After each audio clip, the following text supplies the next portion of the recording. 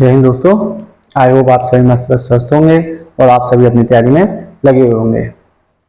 जैसे कि आपको पता ही है कि सिलेबस लगातार आपका कंटिन्यू चलता ही जा रहा है। जो जो एग्जाम आ रहे हैं उनको ध्यान में रखते हुए सिलेबस कराया जा रहा है आपको। अब आपके सामने बैंक का एग्जाम लगा हुआ है आपका, साथ ही साथ आपका बिहार शिक्षक भर्ती का भी आपका, जैसे सुपर टेट आपका अगर कहें तो उसका सिलेबस भी आपका कंटिन्यू चल रहा है। आप प्ले लिस्ट में जाकर देख सकते हैं मैथ्स के कौन कौन से चैप्टर्स हो चुके हैं, रीजनिंग के कौन से हो चुके हैं और करंट अफेयर कहाँ तक की आपको प्रोवाइड कराई जा चुकी है। करंट अफेयर को हम नए तरीके से पढ़ते हैं मैप के माध्यम से, जिससे कि आपको जल संधि, कैपिटल्स, सीमाएं और जो आपके एक्स्ट्रा फैक्ट्स हैं वो भी आपके कवर हो चुका है, जिससे कि आपकी ज्योग्राफी और एनवायरमेंट आपकी कवर हो जाए। साथ ही साथ हम लोग ज़्यादा से ज़्यादा कोशिश करते हैं प्रैक्टिस सेट करने की। जब एग्जाम आपके ऊपर आने बिल्कुल करीब होते हैं तो हम प्रैक्टिस सेट भी देखते हैं, ज़्यादा से ज़्यादा प्रैक्टिस सेट करें, नंबर ऑफ क्वेश्चन उसमें ज़्यादा से ज़्यादा करते हैं। ठीक है, अब आपका एग्जाम देखते हुए आपको इकोनॉमिक्स यानी कि या फिर बैंकिंग अवेयरनेस के आपका जो सिलेबस था उसके बिहाफ पर आपको वीडियोस चाहिए थी, सिलेबस कंप्लीट कराना था आपको, इसलिए मैंने प्रीवियस वीडियो में आपको बता दिया है कि बैंक का क्या क्या सिलेबस आता है, मतलब जनरल अवेयरनेस का। और जनरल अवेयरनेस में आपका करंट अफेयर भी आती है, वो हमारी रेगुलर चली रही है। अब बैंकिंग जो है आपकी या इकोनॉमिक्स इसकी आपकी जो है उसका मैंने वाइट सिलेबस आपका पिछली वीडियो में बना दिया। जिसने नहीं देखी है उसका सिलेबस मैं डिस्क्रिप्शन में दे दूंगा, आप लोग वहां से देख लीजिए। तो आज की पहली वीडियो आपकी है, आपकी बैंक से रिलेटेड ही पहली वीडियो आपकी। जल्दी से जल्दी हम इसको मेंस के एग्जाम जब तक होंगे उससे पहले हम इस सिलेबस को कंप्लीट कर लेंगे। ठीक, तो आज की जो वीडियो है आपकी वो इकोनॉमिक्स के ऊपर है। बैंक क्या होते हैं, बैंक के बारे में डिटेल में हम इसके बारे में पढ़ेंगे। आपसे रिक्वेस्ट है कि जो जो मैं बोलूं यहाँ पे मैं आपको बताऊं, आप उसको उन टर्म्स को, उन लैंग्वेज को अपनी लैंग्वेज में लिख लेना। मेरी कोशिश ये रहेगी कि आपको जनरल वे में आपको चीजें बताऊं। किताब की भाषा आपने और इधर उधर से जो आपने लैंग्वेज पढ़ी वो तक पढ़ते हुए चले आए हैं, आपने अपने से रिलेट करके उसको नहीं पढ़ा है। मेरी कोशिश यही रहेगी कि मैं उसको रिलेट करके आपको पढ़ा पाऊं और आपको अच्छे से उसे समझा पाऊं। ठीक है, बहुत अहम रोल निभाता है बैंक में ये सेक्शन आपका, क्योंकि उसमें हर सेक्शन में आपको पास होना रहता है। तो लगभग 60-70% आपके क्वेश्चंस तक उसमें पूछे जाते हैं। तो इसमें आपका लिखा हुआ है बैंक के बारे में कि बैंक क्या होता है, बैंक की डेफिनेशन क्या है, कहां से इसका बना, वो सब है। ऊपर आप देख रहे होंगे कुछ चीजें यहाँ पे लिखी हुई है, एक्स्ट्रा फैक्ट्स में आपको लिखता रहूंगा ताकि आपको जो बैंक के एग्जाम्स में आपके पूछे जाते हैं या फिर आपके अदर एग्जाम्स में जो इकोनॉमिक्स आती है उसमें आपसे पूछे जाते हैं। ठीक, तो ये सारे जो होते हैं आपके करंट अफेयर से रिलेटेड आपके हैं, वो सब में आपके लिखा हुआ है। ठीक, तो पॉपुलेशन डे कब मनाया जाता है, 11 जुलाई को। 26/7 को क्या मनाया गया, कारगिल स्मृति दिवस। ठीक है, IRDA का हेडक्वार्टर का हैदराबाद में। अब आपको मैं 50-60 हेडक्वार्टर अगर लिख के दे दूं मैं तो कोई मतलब नहीं बनता, आप उसे डटेंगे ही। लेकिन आपको चीज याद आ जाए कि बैंक वाले सेक्शन में सबने IRDA एडा की जो फुल फॉर्म वो थी, हेडक्वार्टर था, वो आपने बताया। एडा क्या होती है, आपके इंश्योरेंस जो आपके होते हैं, इंश्योरेंस को रेगुलेट करने वाली जो अथॉरिटी, जैसे बैंक को आपको रेगुलेट करने वाली जो अथॉरिटी वो RBI है, इसी तरह से इंश्योरेंस कंपनी को आपका जो रेगुलेट करती है वो कौन करती है, आपकी एडा। फुल फॉर्म इसके इंश्योरेंस रेगुलेटरी डेवलपमेंट अथॉरिटी है इसकी हेडक्वार्टर आपका हैदराबाद में है।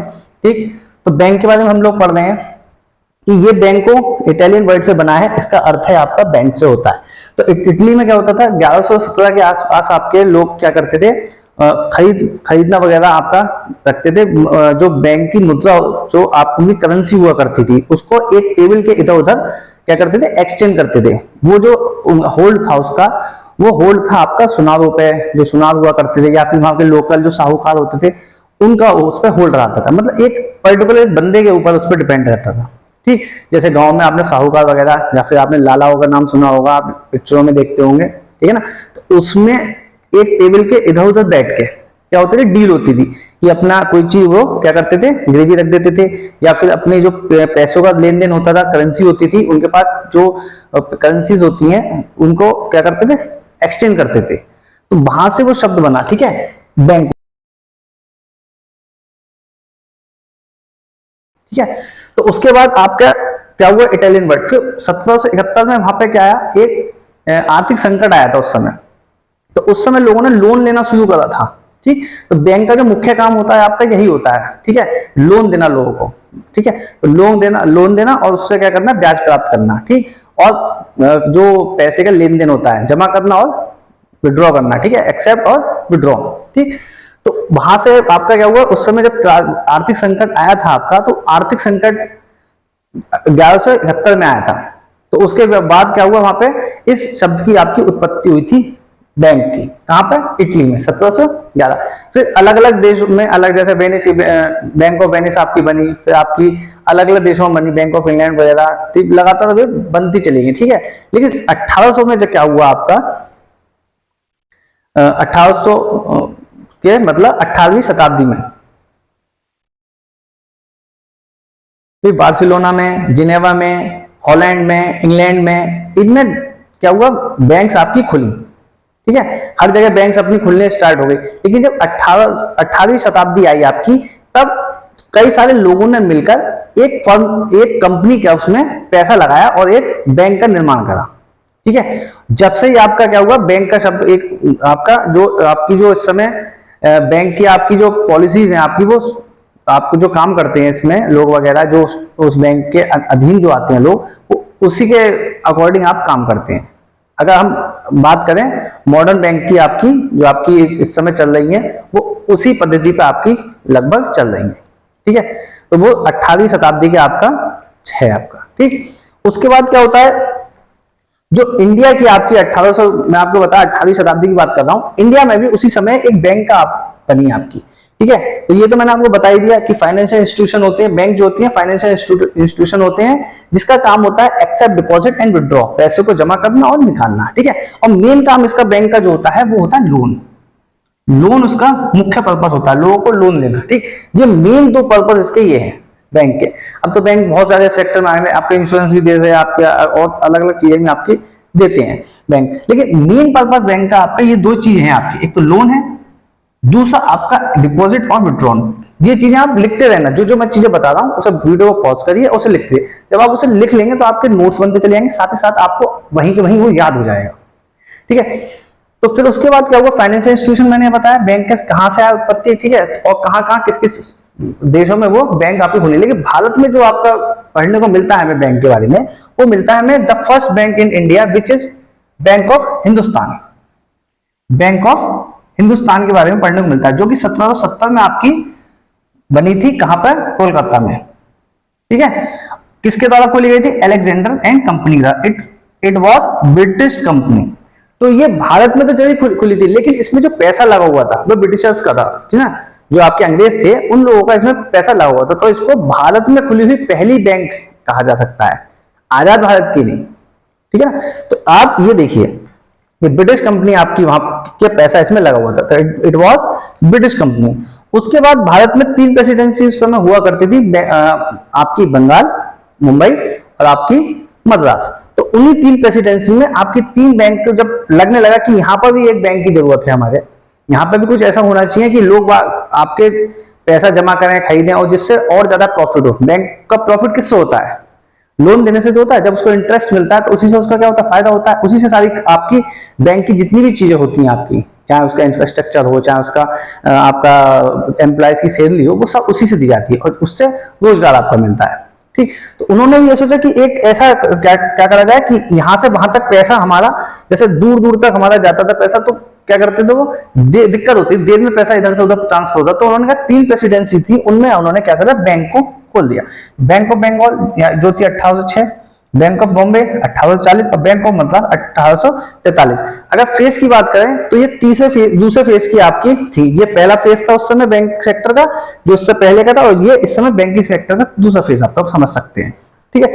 और इन तीनों को मिलाकर 1921 में इंपीरियल बैंक ऑफ इंडिया आपका बना। आरबीआई एक्ट इसी समय लगभग आपका आरबीआई एक्ट भी बीच में आया था, ठीक है। जब आरबीआई एक्ट आया था या भारत अधिनियम आपका आया था, उसके अंदर आरबीआई के क्या हुआ था, उदय हुआ था। तो उसके बाद में जब आरबीआई आएगी, जब आरबीआई के इसके आगे जब आरबीआई का पढ़ेंगे वहां पर हम उसके बारे में डिस्कस करेंगे। तो यहाँ पे आपका क्या हुआ, 1921 में इंपीरियल बैंक ऑफ इंडिया बनी, इन तीनों को मिलाकर, ठीक है। इसे लिखते रहना आप लोग। फिर आगे आपकी बात है, Imperial Bank of India turns in SBI in 1955, 1955 में आपका क्या हुआ, इंपीरियल बैंक किसमें बदल गई, एसबीआई में बदल, जिसका आप आज के समय में आप बात करते हो। एसबीआई का जो रेवेन्यू है, जो उसकी जो पूंजी है, वो आज के टाइम में सबसे ज्यादा है, ठीक। तो ये कब हुआ था, 1 जुलाई को, 1 जुलाई, ये मैंने आपको करंट अफेयर में भी बताया था, आपको जब करंट अफेयर वीडियो पढ़ा था तो एक्स्ट्रा फैक्ट में जहां एसबीआई के बारे में आया था वहां मैंने आपको पढ़ाया था। फिर बात करते हैं हमारे पास ये इंपोर्टेंट फैक्ट्स की, इनके ऊपर बहुत क्वेश्चन पूछे जाते हैं आपके इन्हीं तीनों से, ठीक है, इन तीनों पॉइंट से।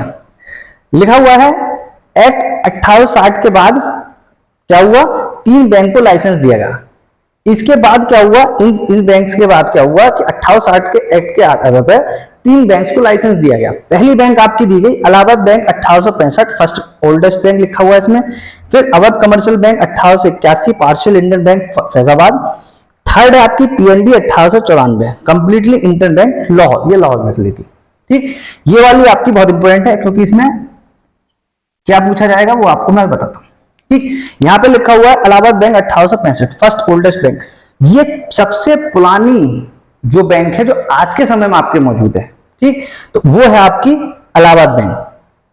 कौन सी थी आप इसमें बात करेगा, अवध कमर्शियल बैंक कौन सी थी जिसमें पार्शियली पैसा लगा हुआ था, मतलब इंडियंस का जो इंडियन लिखा है पार्शियल इंडियन बैंक, तो ये ऐसी बैंक थी जिसमें कुछ भारतीयों का पैसा लगा, कुछ बाहर वाले लोगों का पैसा लगा हुआ था, कुछ भारतीयों का पैसा लगा, तो ये पार्शियली थी, जो कि 1959 तक आपका इसने 1958-59 तक इसने काम करा, उसके बाद ये बंद हो गई। थर्ड आपकी आती है पीएनबी, जो आज के समय में आपकी मौजूदा बैंक चल रही है। इसमें क्या है, पीएनबी 1894 में बनी थी, कंप्लीटली इंडियन बैंक लाहौर। अब आप इस टर्म से समझ गए, यहाँ पार्शियली लिखा है, यहाँ कंप्लीटली लिखा है। तो इस बैंक में सारे जो पैसे लगे हुए थे, जो इस बैंक में पैसे लगे हुए थे, वो किस पूंजीपति हो गए या फिर पूंजी जिसकी लगी हुई थी किसी की भी, वो सब इंडियन ही थे। क्या नॉर्म्स हुआ करते थे, क्या कंडीशंस हुआ करती थी कि बैंक का आपको लाइसेंस मिल सके।